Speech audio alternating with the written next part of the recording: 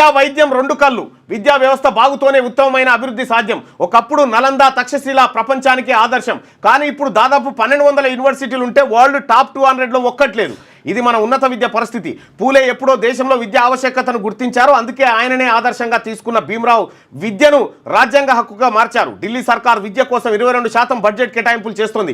చివరకు అత్యంత వెనుకబడిన బీహార్ 18% కేటాయిస్తోంది. కానీ మన రాష్ట్రంలో మాత్రం 7%. రాష్ట్రంలో 1800 స్కూల్స్ మూతపడే దశలో ఉన్నాయి. అందుకే ఇప్పటికైనా పరిస్థితిలో మార్పు రావాలి. శాసనమండలిలో ఎమ్మెల్సీ తీన్మార్ మల్లన్న విద్యా వైద్యం దేశానికి అభివృద్ధి సూచికల వంటివని, వాటిలో ఉత్తమమైన పురోగతి సాధించినప్పుడే దేశం రాష్ట్రం సర్వతోముఖ అభివృద్ధి సాధించగలుగుతుందని ఎమ్మెల్సీ తీన్మార్ మల్లన్న అభిప్రాయపడ్డారు. శాసనమండలిలో మల్లన్న బుధవారం దేశ రాష్ట్రంలోని విద్యా వ్యవస్థ తీరుతెన్నులపై సుదీర్ఘ ప్రసంగం చేశారు.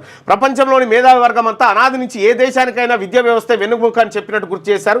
నెల్సన్ మండేలా, మహాత్మా గాంధీ విద్యా పటిష్టత గురించి వివరించారన్నారు. ప్రపంచాన్ని మార్చే శక్తి ఒక విద్యకే ఉందని మండేలా చెప్పగా, నిజమైన విద్య అంటే వ్యక్తి యొక్క మనస్సు ఆత్మను వికసింపజేయడమేనని గాంధీ చెప్పినట్టుగా వివరించారు. ఇక ఈ విషయాన్ని చూస్తే ఒకప్పుడు భారతదేశంలో ఎంతో ఉన్నతమైన విశ్వవిద్యాలయాలు ఉండేవన్నారు. క్రీస్తు పూర్వం దేశంలో ఏర్పడిన తక్షశిల, నలంద విశ్వవిద్యాలయాలు ప్రపంచానికే రోల్ మోడల్గా నిలిచాయన్నారు. అయితే ఇంతటి విలువైన విశ్వవిద్యాలయాలు స్థాపించబడిన దేశంలో ఇప్పుడు 1200 యూనివర్సిటీలు ఉంటే ప్రపంచంలోని టాప్ 200లో ఒక్కటి లేదని ఆవేదన వ్యక్తం చేశారు. దేశంలో ఇప్పటికీ 30 కోట్ల మందికి చదువు రాదన్నారు. ప్రపంచంలోని 80 దేశాల మొత్తం జనాభా కన్నా మన దేశంలోని నిరక్షరాస్యుల సంఖ్య ఎక్కువ అన్నారు. ఇది అత్యంత బాధాకరమైన విషయమని, ఒకప్పుడు ఉన్నతమైన విద్యాలయాలు స్థాపించబడిన దేశంలో విద్యకు ఇలాంటి దౌర్భాగ్య పరిస్థితులు రావడం ఏంటని ప్రశ్నించారు. సిచ్యువేషన్ చూస్తుంటే మన దేశంలో విద్యారంగం అందరికన్నా ముందే మేల్కొని అందరికన్నా ముందే అంతమైనట్టు కనిపిస్తుందని అభిప్రాయపడ్డారు. భారతదేశంలో అనేక మతాలు పుట్టాయని, హిందూ, సిక్కు, బౌద్ధ, జైన మతాలకు మన కంట్రీనే పుట్టినిల్లైందన్నారు. అయితే దేశంలో మత గ్రంథాలు అనేక ఇళ్ళకు చేరినవి. ప్రతి శరీరానికో మతం దాకింది కానీ అక్షరాలు దాకలే.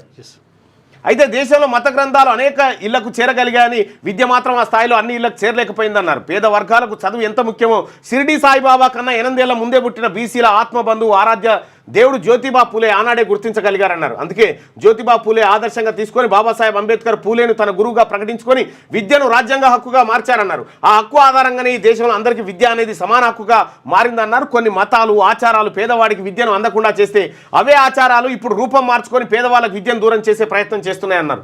రాను రాను రాజుగుర్రం గాడిద కాదు కంచెర గాడిద అయినట్టుగా ఈ దేశంలో బలమైన పునాదులు వేసుకున్న విద్యా వ్యవస్థ అంతకంతకు నీరు గారిపోయిందన్నారు. దేశ స్వతంత్రం తర్వాత పాఠశాలలు, విద్యాలయాలు మెరుగుపడ్డాయని, కానీ అప్పటి పేదరికం కారణంగా విద్య అందరికీ అందలేదన్నారు. 2009 వరకు విద్య కొరకు రాజ్యాంగ సవరణలు జరగడం బాధాకరమన్నారు. ఈ పాపం మనది కాదా అని ప్రశ్నించారు. దేశం రాష్ట్రంలో డిగ్రీ ఎయిడెడ్ కళాశాలల్లో అప్పటి ప్రమాణాలు ఇప్పటి అస్సలు కనిపించడం లేదన్నారు. ఎక్కడ చూసినా అధ్యాపకుల కొరత ఉందన్నారు. కాంట్రాక్ట్ అధ్యాపకులతోనే విద్యాలయాలు నెట్టుకు వస్తున్నారని, వారికి కూడా ఎప్పుడు జీతాలు వస్తాయో తెలియని పరిస్థితి నెలకొందన్నారు.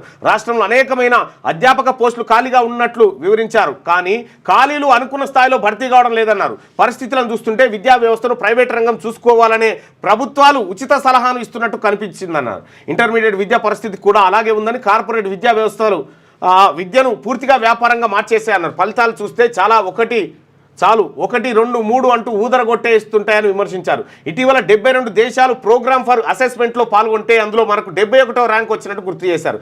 ఇదంతా మన ఇంటర్ విద్యా వ్యవస్థ ఘనకార్యమేనన్నారు. ప్రపంచ దేశాలతో పోలిస్తే మన దేశంలో ఇంటర్ విద్యకు ప్రభుత్వాలు పెద్దగా నిధులు కేటాయించడం లేదన్నారు. యూకేలో ప్రతి ఇంటర్ విద్యార్థి కోసం 11 లక్షలు ఖర్చు చేస్తున్నారు. ఫిన్లాండ్లో 10 లక్షలు, దక్షిణ కొరియాలో 11 లక్షలు, జపాన్లో 9 లక్షలు ఖర్చు చేస్తున్నారని. కానీ మన దేశంలో మాత్రం ఒక్కో ఇంటర్ విద్యార్థిపై సరాసరి చేస్తున్న ఖర్చు 30,000 మాత్రమేనన్నారు. ఇక రాష్ట్రంలో ప్రభుత్వ, ప్రైవేట్ ఇంటర్ కళాశాలలు చూస్తే దాదాపు 3,180 వరకు ఉన్నాయి. వీటిలో ప్రభుత్వానికి గిన్ని, ప్రైవేట్ గిన్ని ఉన్నాయి. ఇక 3,93,000 మంది మాత్రమే చదువుతున్నట్టు తెలుస్తుంది ప్రభుత్వం దాంట్లో. ఇక అదే ప్రైవేట్ జూనియర్ కళాశాలలో 6,37,000 మంది చదువుతున్నట్టు లెక్కలు బట్టి అర్థమవుతుంది. సర్కారు కళాశాలలో క్వాలిటీ అధ్యాపకులు ఉన్నప్పటికీ ప్రైవేట్లోకే విద్యార్థులు ఎందుకు పోతున్నారో ఆలోచన చేయాల్సిన అవసరం ఉందన్నారు. కేవలం విద్యార్థుల తల్లిదండ్రులు ప్రైవేట్లో చదివిస్తే తప్ప మన స్టూడెంట్కు భవిష్యత్తు లేదనే భావంతో ఈ రకమైన పరిస్థితులు ఏర్పడుతున్నట్టు వివరించారు. 2014-2025 బడ్జెట్లను ఒకసారి పరిశీలిస్తే చాలా బాధేస్తుంది. అప్పటి నుంచి ఇప్పటి వరకు 23,74,157 కోట్ల బడ్జెట్ను పెడితే ఇందులో విద్య కోసం కేవలం 1,50,000 182,699 కోట్లు మాత్రమే పెట్టారన్నారు. ఢిల్లీ ప్రభుత్వం 22% విద్య కోసం ఖర్చు చేస్తుందని, హిమాచల్ ప్రదేశ్ 19%, ఛత్తీస్గఢ్ 18%, చివరకు అత్యంత వెనుకబడిన బీహార్ 18% విద్య కోసం ఖర్చు చేస్తున్నాయన్నారు. కానీ మన రాష్ట్రం మాత్రం 7.6% బడ్జెట్ను మాత్రమే ఖర్చు చేయడం శోచనీయమన్నారు. 2008లో అప్పటి దివంగత సీఎం రాజశేఖర్ రెడ్డి పేద వాళ్లకు విద్యను అందించాలనే ఉద్దేశంతో కొంత ప్రయత్నం చేసినట్టు గుర్తింపు చేశారు. అందులో భాగంగా అప్పటి కాంగ్రెస్ ప్రభుత్వం ఫీజు రియంబర్స్మెంట్ పథకాన్ని తీసుకొచ్చిందన్నారు. అప్పట్లో ఆ నాయకుడి ఆలోచన కరెక్ట్ గానే ఉందని, కానీ అదే అదునుగా రాష్ట్రంలో ఇబ్బడి ముబ్బడిగా ఇంజనీరింగ్ కాలేజీలు పుట్టుకొచ్చాయన్నారు. ఈ ఫీజు రియంబర్స్మెంట్ ప్రభుత్వ ఖజానా నుంచి నేరుగా సదర్ కాలేజీల ఖజానాలోకి వెళ్ళిపోయిందన్నారు. ఇక విద్యార్థులకు మాత్రం ఫ్యాకల్టీ సరిగా లేకపోవడం, ఆయా కళాశాలలో చదువు చెప్పేవారు దిక్కు లేకపోవడం బాధాకరం అన్నారు. దీంతో వీటిలో చదవాల్సిన చాలా మంది విద్యార్థులకు స్కిల్ లేకుండా పోయాయని మన ప్రభుత్వాలే ఒప్పుకుంటున్నాయన్నారు. వీటన్నిటిని మన ప్రభుత్వాలు బాధ్యత వహించాల్సిన అవసరం లేదా అని ప్రశ్నించారు. రాష్ట్రంలో 1800 స్కూళ్లు మూతబడే దశకు చేరుకున్నాయి. అయితే వాటిలో అవస్థాపన సౌకర్యాలు ఉపయోగించుకొని ఉద్యోగాలు రాని అర్హత కలిగిన విద్యార్థులను ఎంపిక చేసి వాటిని రన్ చేయగలిగితే ఎంతో బాగుంటుందని నిన్న సభలో నేను మాట్లాడినటువంటి అంశం ఇది.